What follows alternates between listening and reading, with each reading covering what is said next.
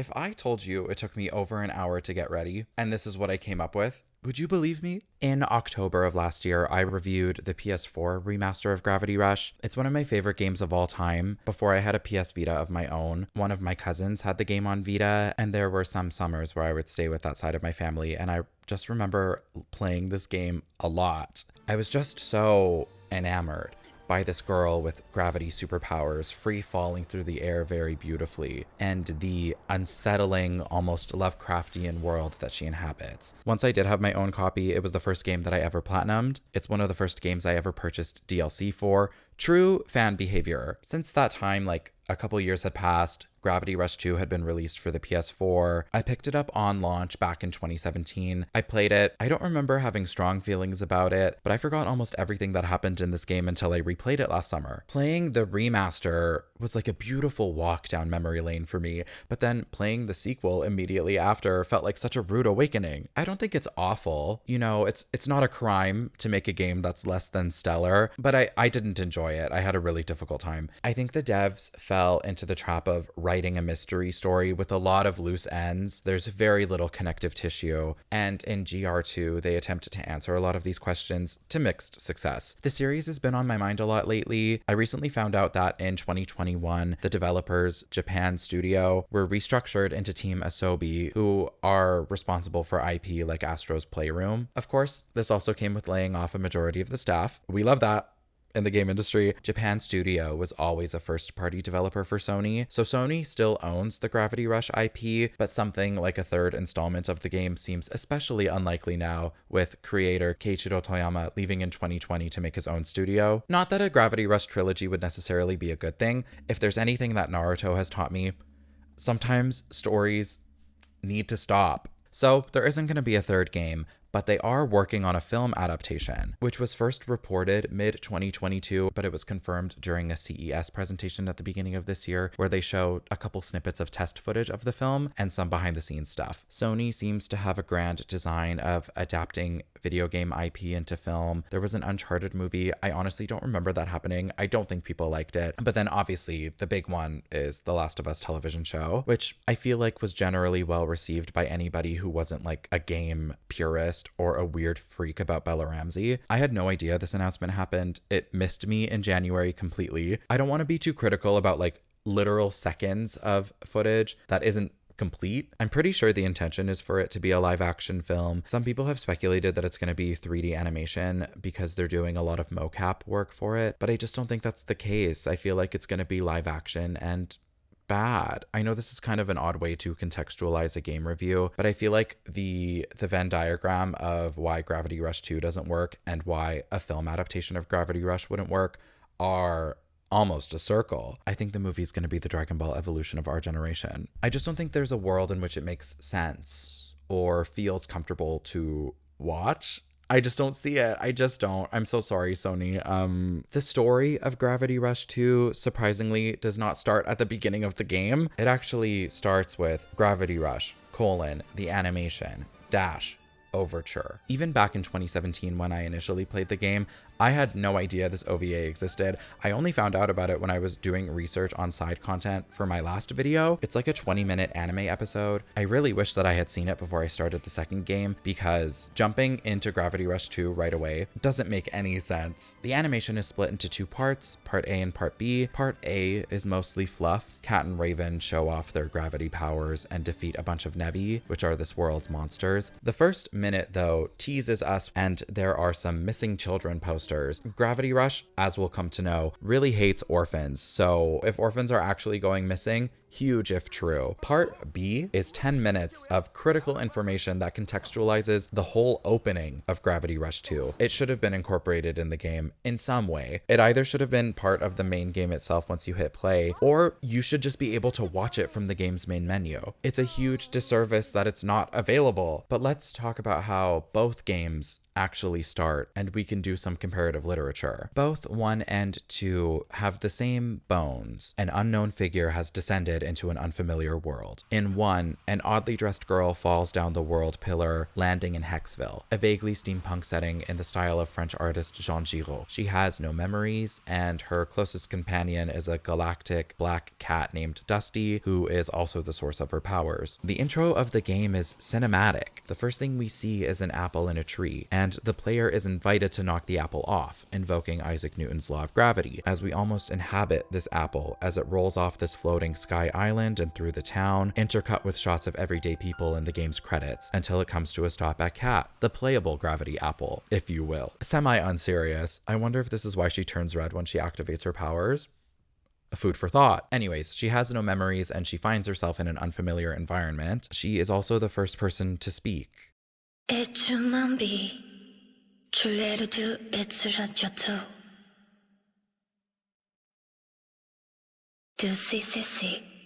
Gravity Rush 2 also starts with opening credits. We follow a person in a diving suit on this dilapidated, floating ship as they are on a descending elevator through an intense storm. They're following instructions from some sort of leader. A rock hits the elevator, like it's clearly dangerous, and we're dropped into this floating archipelago of castle-like ruins where a large mining operation is taking place. We then get a brief POV stretch where we follow a fellow worker. The other miners are talking over the comms about like the horrors of what they're doing. An emergency is declared. The workers are all expected to evacuate, but we don't want to return empty-handed, so the player has to mine one of these green orbs before a storm comes and they almost get crushed by falling ruins. The seal on our suit breaks, and to avoid overheating, the miner takes off their mask, revealing Kat underneath. Her partner also removes their mask, and it's Sid, our detective friend from the first game. They run back to the drop point without their suits, and Dusty is nowhere to be found. Fast forwarding, we learn that Kat and Sid are now a part of the Bonga settlement, a poor caravan of mining boats. These are the barest bones of our characters given circumstances. It's very casually mentioned that Kat, Sid, and Raven fell into a gravity storm together and wound up here. In GR lore, a gravity storm is basically a black hole. Because they came from a storm, people call them drift rats, and Raven is also not with them at the settlement. She's nowhere to be found. Beyond this little tidbit that I've given you just now, it is not explained at all in game how they got here. This context is all in Overture, which is only 10 minutes, but it gives us so much. New Heralian, I think in the game they pronounce it New Heralian. New Heralian. They have like a very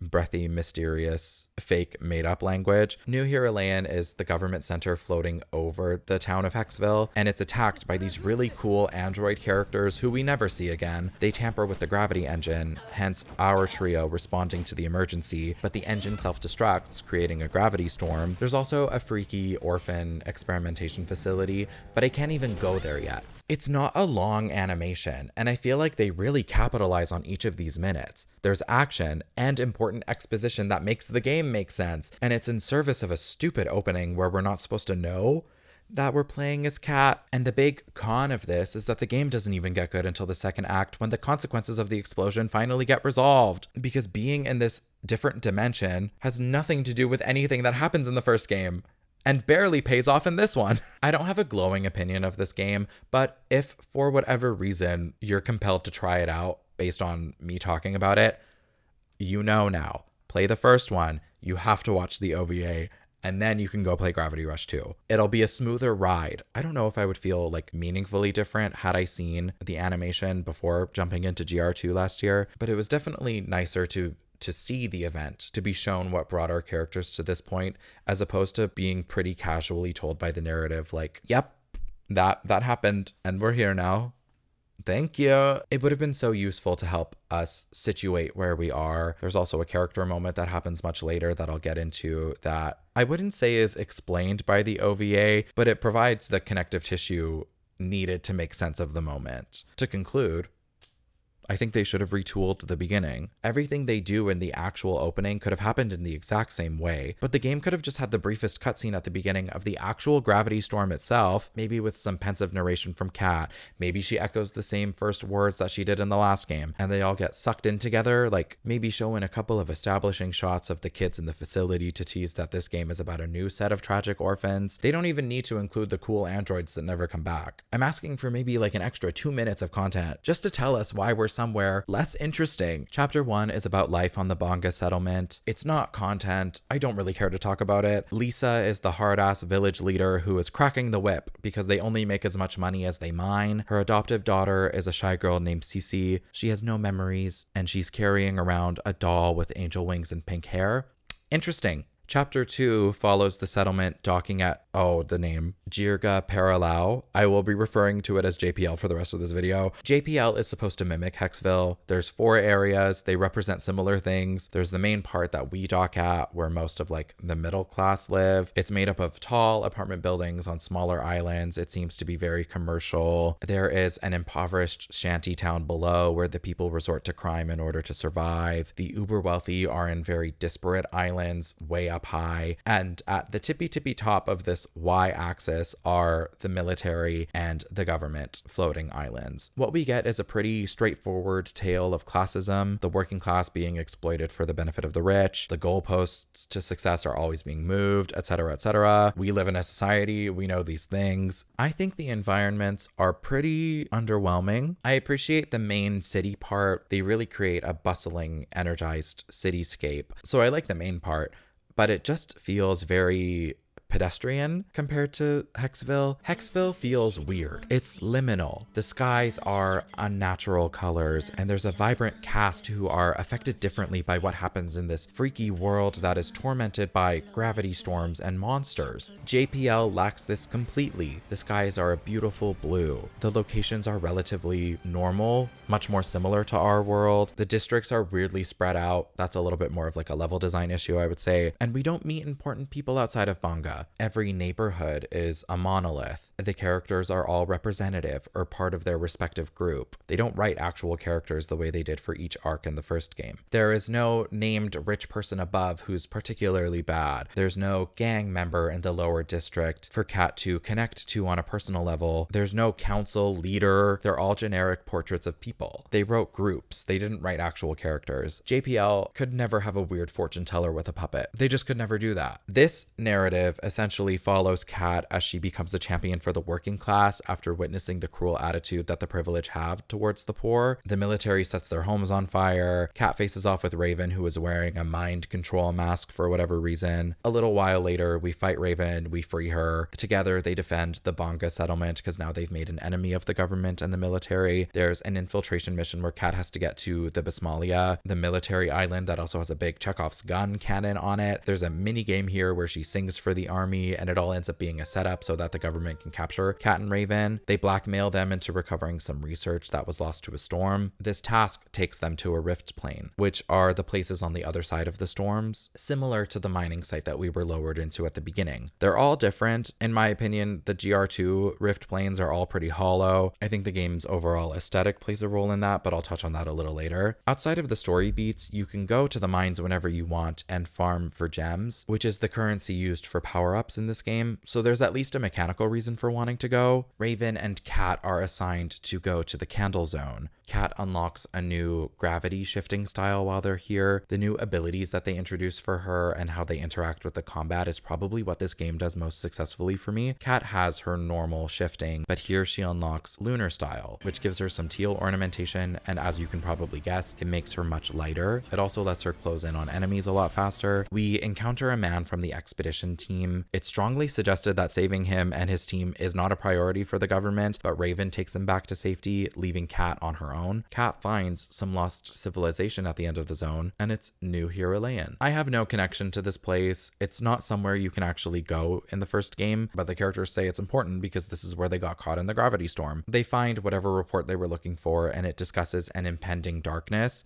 Highlight, index that, save it in your notes, write it down in a different color. This will come up later. I know I'm being a little flippant, hand wavy, reductive, but for me, like, this is the only interesting story beat that happens in the first act because it has to do with the resolution of getting them home. In the meantime, tensions have been rising between the powerful and the weak in JPL. A civil war is brewing, but thankfully the darkness of New Heralayan emerges and takes over the whole building and randomly teleports into the JPL area. It very conveniently materializes out of thin air and like drops on top of the government building. So That's solved. The new Hyrulean monster essentially threatens to destroy everything. Cece goes missing during this time. Sid is assumed to have died in the chaos. So Kat and Raven have to infiltrate and stop the monster house from the inside. Kat gets the Jupiter style here. It's the opposite of lunar. It's very strong, but it's heavy and it's slow. They make it to the gravity engine room where Cece is being held in a test tube. Again,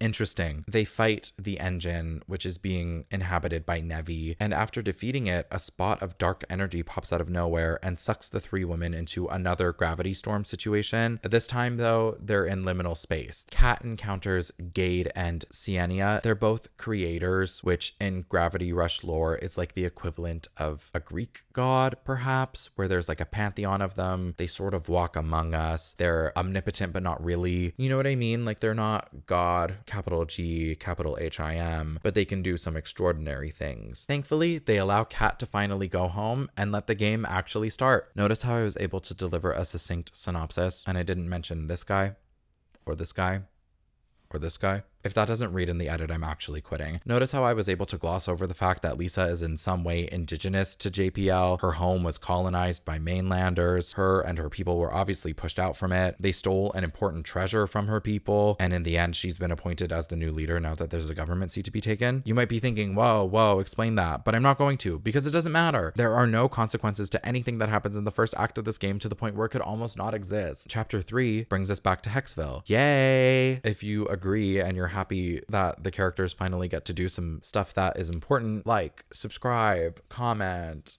follow the Patreon, do all the stuff. We're back in the Old Noir district where Kat used to live, and it's so refreshing to be home. Time is a little funky in Gravity Rush. 5 years have not passed in JPL, but 5 years have passed in Hekseville. So things are not as they used to be. Kali Angel is the new big hero in town. There are now robots roaming the city. There are these big arrival type structures littered around. Surely this is normal, and nothing could be wrong. No one really remembers Kat, not in a supernatural way, but in like a you fell off, Katy Perry woman's world kind of way. She's not famous anymore. Kat used to live in a very DIY pipe home in the depths of the city. Obviously her stuff isn't there anymore, so Kat has difficulty registering as a citizen because she doesn't have a recognized address. So the people at the train station say that she has to go to Industria, which is the industrial district on the opposite side of town. Kat gets on the train to ride to Industria, but the train tracks stop. Like, they don't even go all the way to Industria anymore, which is like a little extra upsetting if you think about the fact Kat rebuilt this city and allowed for the train to run. It was a pretty big deal. So the fact that they don't even let the train go there anymore, not demure, not mindful. She has to fly there herself. In this way, they do continue the thread established in JPL of socioeconomic disparity and political injustice. All of the disenfranchised people facing structural oppression because they can't get an ID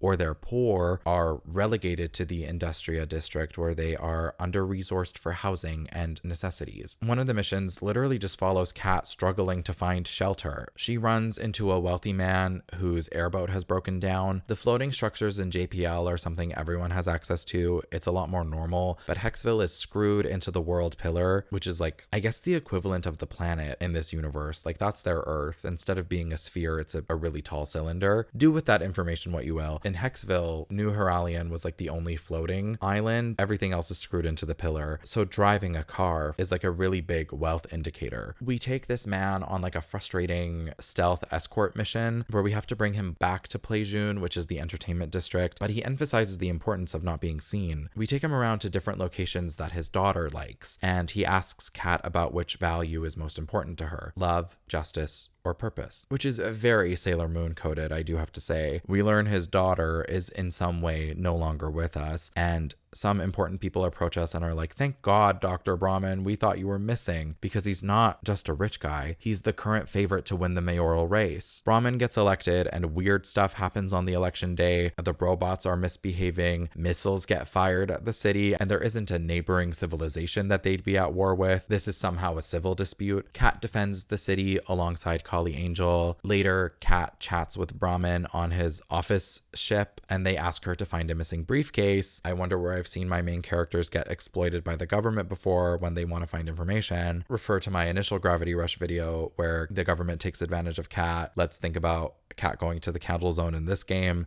It keeps happening to this girl where she is an instrument used by important people. Kat is susceptible to Brahmin being nice, and she is classically an uncritical thinker, so she doesn't think anything could possibly go wrong. She encounters a rebel group and starts beating them up with Kali, and after a tricky boss fight, Kat learns that she's been fighting against Unica and Permit. I did not touch the DLC when I played the remaster, so I had no idea who this character was. I kept misremembering her name as Peniel, which is obviously wrong. DLC confirmed canon, though. Kat needs more information, so she goes to talk to Brahmin again, and the mask really lifts. He's a mad scientist, driven by the grief of losing his daughter, so he wants to enact the City Preservation Project, which essentially manipulates gravity into freezing time. In a freak accident, he froze his daughter, and now she's stuck in stasis as he grows older. So he rationalizes that if he freezes everything, he can be with her again. To do this, he needs 2 angels and hopes that Kat will replace the one that he lost.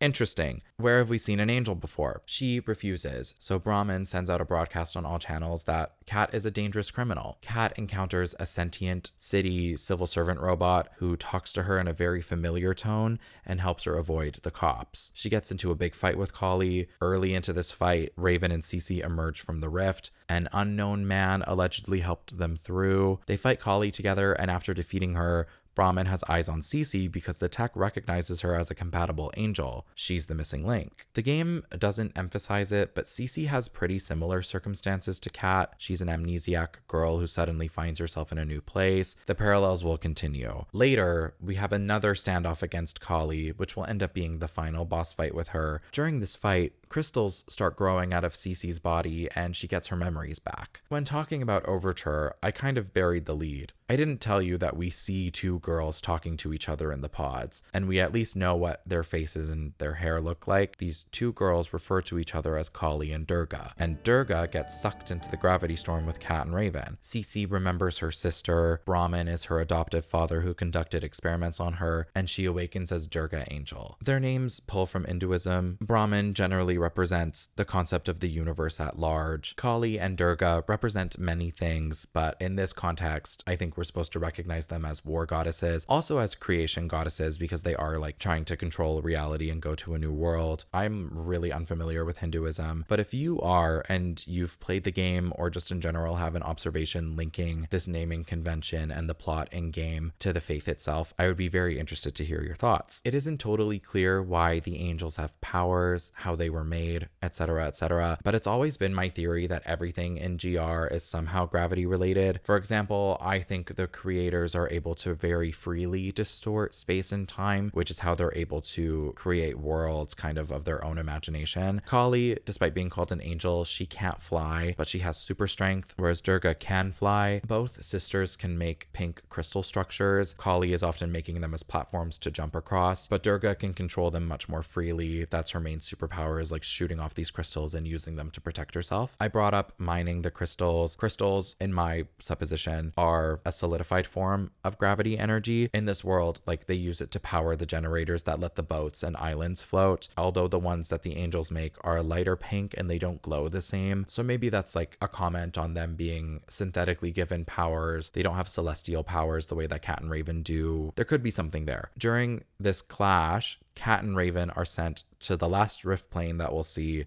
for their power scaling arc. They meet a girl here who is a blend of both of their features. I think it's generally interpreted, especially amongst the fandom, that she is from an alternate dimension where Kat and Raven aren't separate people, because Gravity Rush 2 starts laying the groundwork on some major retconning that, in my opinion, is not worth the effort. My whole time playing this game, I was really confused by Raven's lack of a personality and the total disregard she has for saving her brother and the set of missing orphans from the first game that are supposed to be trapped in the Ark, which is like an ancient looking spaceship. Raven wanting to save her brother and the other orphans who fell to this garbage city lower on the world pillar is her whole purpose in the first game. It's what makes her a sympathetic anti-hero, the shadow to Kat's Sonic, if you will. The Ark also ends up being the solution to the final boss, crashing into it at full speed and saving the day. The Ark is parked in Venda Center where we leave off, which is like Hekseville downtown where like the main legislative building is. But the Ark is noticeably noticeably missing in Gravity Rush 2. The main game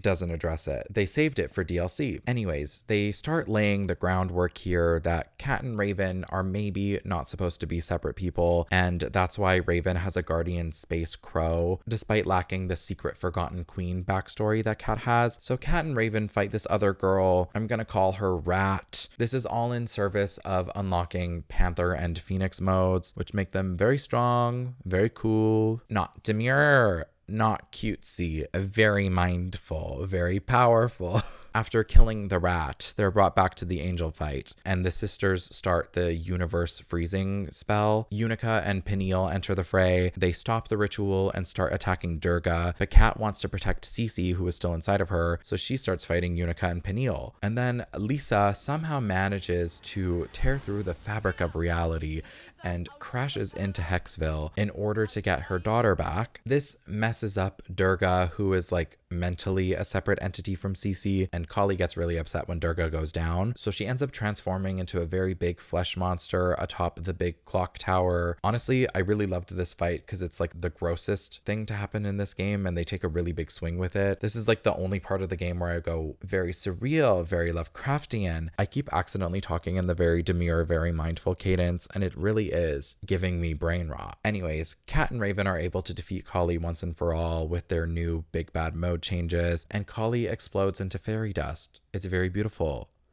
very demure.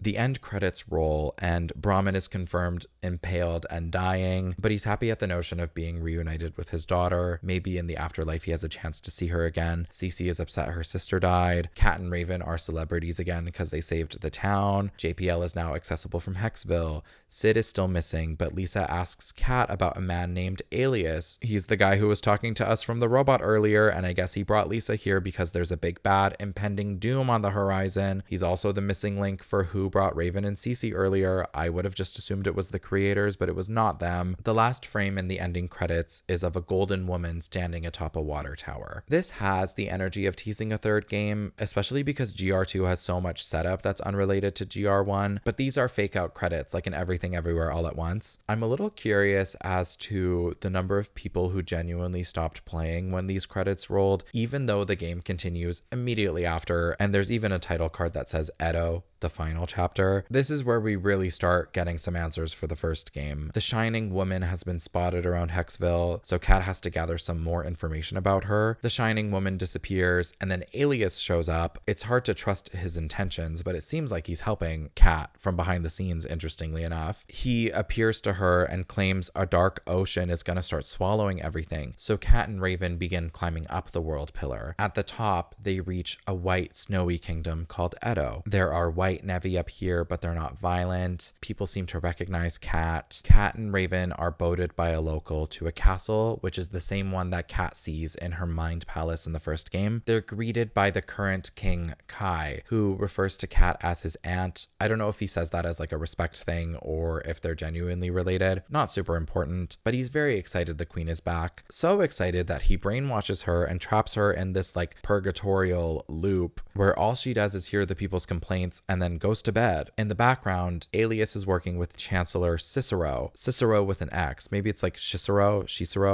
I'm saying Cicero. They're working together to overthrow Kai, and we finally get the backstory of how Cat was deposed and failed her kingdom and why she dropped to Hekseville. Basically, in Edo, they've always known that there was a rising gravity storm that was going to swallow up the world pillar as it goes. In the rules of the world, time moves differently where you are on the pillar. The lower you are, the slower things move. For example, Raven fell with the other orphans to the trash city in the first game, and then she magically gets her crow named Xii, which lets her access gravity and she's able to get out of there. But during her time in Hekseville, because time moves differently, when her and Cat go back in the first game, her older brother isn't her older brother anymore. Time moves slowly enough that Raven has overtaken him in age. Time moves really fast in Edo, but Aetolians at the same time seem to live a lot longer than a normal human would, because Queen Alua, which is Cat's real name, has been missing for about a century in Edo time. Cicero served her when she was queen. The Aetolians have known for a long time time that the Dark Ocean is rising and will eventually consume them. Digimon fans sound off. Alua seemed to be the only one who cared about the ocean destroying lower settlements. Having a sense of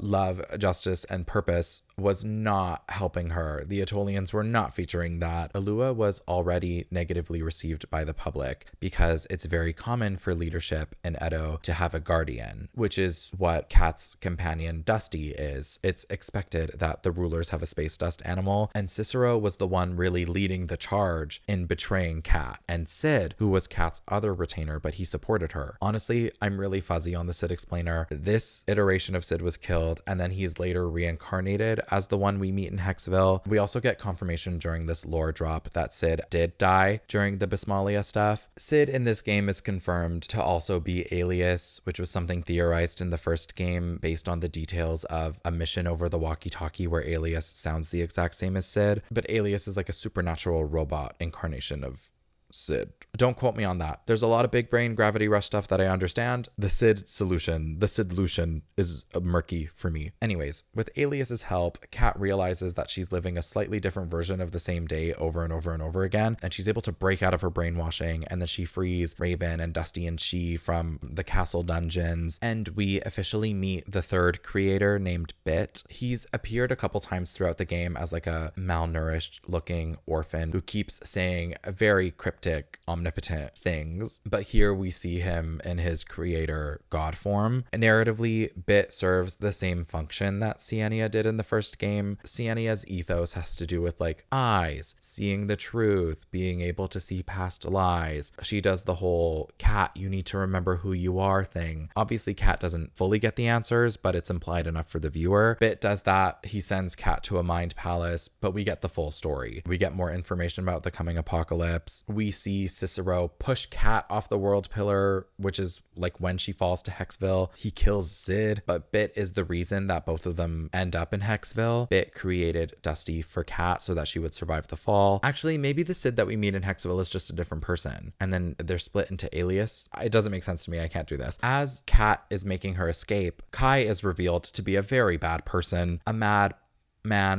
boy, technically. Kai is really interested in seeing Hekseville destroyed, so he releases the Shining Woman. The version we saw of her, I think, was just a projection, who was also trying to warn Kat of incoming doom. She has been imprisoned in a crystal for a long time, and we learn that she is the embodiment of electricity. Also, perhaps interesting that in a steam-powered world, they chose for electricity to be some sort of calamity. She starts destroying Hekseville, and we learn that Kai is under the influence of the destructive force, capital D, capital F. This is the embodiment of evil that is trying to consume the world. It's also the same piece of darkness that was in that generator fight earlier that transported Kat and Cece and Raven. It's established that everything being consumed by the darkness is destiny. Like, that's what's supposed to happen in this scenario. So the creators start altering reality against destiny, which is a taboo that they're not supposed to commit. The cost being the creators die. So Gade creates a rift for Kat to get back to Hekseville immediately, and that wasn't supposed to happen, so Gade dies. Kat and the squad have a major standoff against electricity. She duplicates herself. She does a shadow clone jutsu, and it's impossible for them to know the real one, but Sienia has great eyes, so she sacrifices herself so Kat is able to see which one is the true one. Kat was never supposed to be here, so now the stakes are this race against a destined apocalypse. The final boss is Kai, who is merged with his guardian Wolp and the destructive force to become this giant, invincible, winged stag. Raven is down. Kat is upset. Jirga tries to crystallize the monster, but it doesn't work. Kat is on her last legs, but the people somehow start singing the song that she sang to the military guys earlier. It's a very power of friendship, people coming together moment. Bit makes his creator sacrifice by reviving Sid as Alias, and he commands a group of Nevi to attack the darkness. Kat gains some sort of divine inspiration and uses both Dusty and She's power in order to enter Sphinx mode and destroys the destructive force by shooting a bunch of pumas and birds at it. Kat and Sid have a convo after the battle where they are coconuts in the context. They both have full information on their past and they know who they are to each other. Like, Sid is aware of Edo Sid and Hekseville Sid and Alias. That's all one person. Kat knows that she was a queen prior and also has this like extra information that her and Raven were supposed to be a thing. It's established that the darkness can never be destroyed, but it can be sealed for a long time in a black hole. So if Kat becomes a singularity, then she can save everybody. Kat is going to become that vessel, so she sacrifices herself. Some time passes. We're in the real epilogue. Raven is going around checking in on all the characters we've met throughout the game. Since this game has decided that Kat and Raven are spiritually linked, Raven can still like feel Kat out in the universe. Maybe it's because she became a black hole, so she's just like a part of nature now. But Raven is like, I sense that Kat is still out there. And then in the last moment, Raven turns around to the sound of a cat's meow, and she probably says Kat's name. Again, they speak a gibberish language, and the game cuts to black.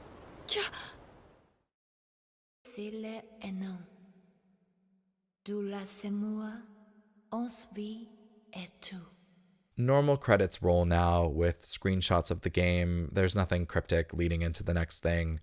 We're actually done. That's the plot. Sorry if this was a little bit messy. Gravity Rush is really hard to explain if you haven't played it, and there are many instances where the story just asks you to suspend your disbelief and join it for the ride. So we've answered two of the big looming questions that we were left with at the end of Gravity Rush 1, with the bulk of Kat and Sid's backstories being revealed, which is fun for sure, but I feel like we've left the biggest question unanswered. What the fuck happened to the kids on the Ark? 2 months after the game came out, a free DLC chapter called Another Story, The Arc of Time, Raven's Choice. They love a title : format. This DLC is not good, at least in my opinion. There are some DLC truthers who think that because this is plausible, that it's fine, or like it may lead to more interesting results later. It's not a strong case, especially since we're never going to get a third game. It can't really deliver on that notion of, yeah, but there's potential. It's not going to happen. Sony owns the IP and the creator's gone. The writers take a really big risk here in undoing a lot of the groundwork that they already established. In the truest sense of the word, they retcon a lot of Game 1 and everything that Raven's character was. I did speak pretty poorly about GR2's opening act, and even though I don't think it's great, there's at least some intention with it, and I think it provides a very worthwhile payoff in going back to Hekseville 5 years later, where there's a really big status quo shift. Maybe if the JPL stuff was shorter, or if it came up again in the story in a more meaningful way, I'd maybe feel a little differently. But once our characters leave that part of the story behind, I almost wouldn't have noticed it if it never came up again. I was waiting the whole time to be like, what did Lisa's journey and her group of boat people have to do with literally anything?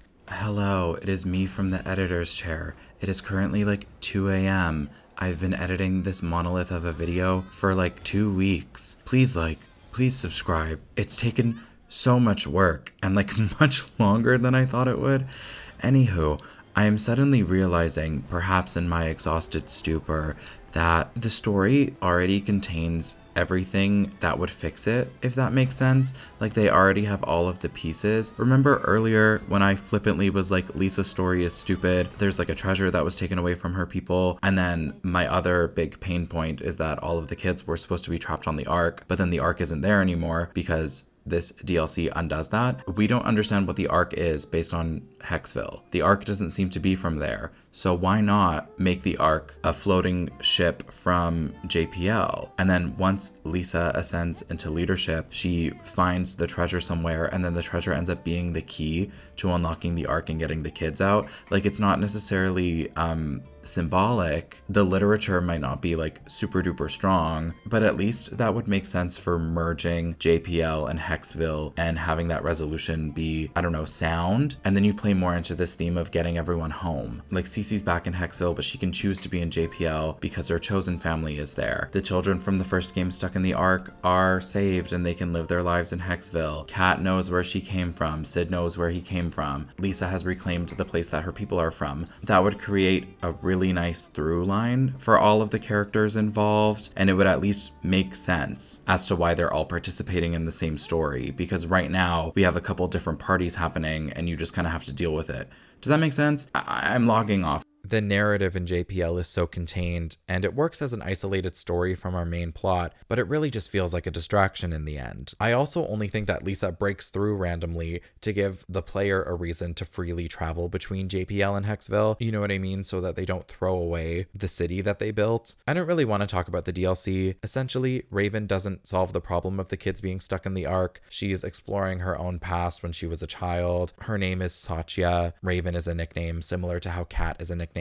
It's not her actual birth name. In the end, Raven creates a new timeline where the kids never got trapped down there, and her brother and her child self become separate entities who go live on in the world, and Raven's identity is now completely separate from Satya. Like, yeah, technically you solved the problem, but is it like a meaningful solution if the problem never existed in the first place? Oh, I keep bumping my mic. Dislike, unsubscribe. You should just go. I know we play fast and loose with the story here, but it's a little too loose to say with your full chest, actually, we're undoing that. And none of that stuff ever happened.